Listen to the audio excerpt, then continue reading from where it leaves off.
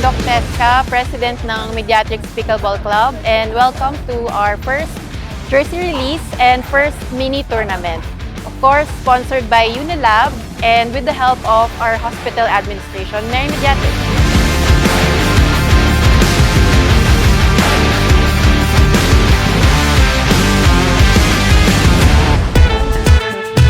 So I'm happy to welcome you to our first pickleball tournament.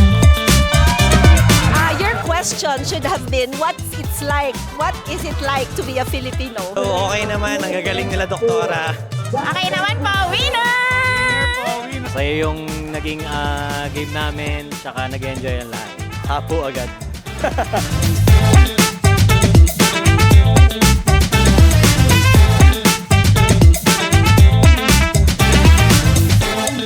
Tagal na namin itong pinaplan. Sobrang saya na makita yung nabuo namin community. Sa pickleball kasi, it's not about winning or losing. It's about the community we built. Yung nasa-share namin na moments, na mga tawanan namin sa court, memories, laughter. Yun yung sobrang gusto namin dito. Kaya kami nahilig maglaro kasi masaya lang kahit anong department, kahit anong work, kahit anong age. Pag nasa court kami, parang magkakaibigan lang lahat.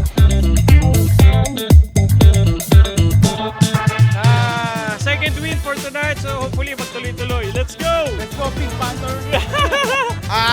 Medyo kinabahan, tapos muntik pa ako magpatalo. So, masaya pa rin. Enjoy lang ang game.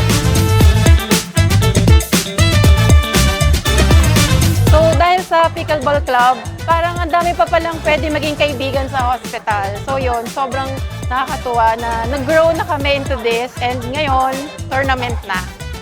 Good luck to our players!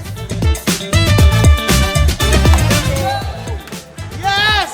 This activity differ now from our usual activity. So it's fun, something na nakaka-distress for everyone.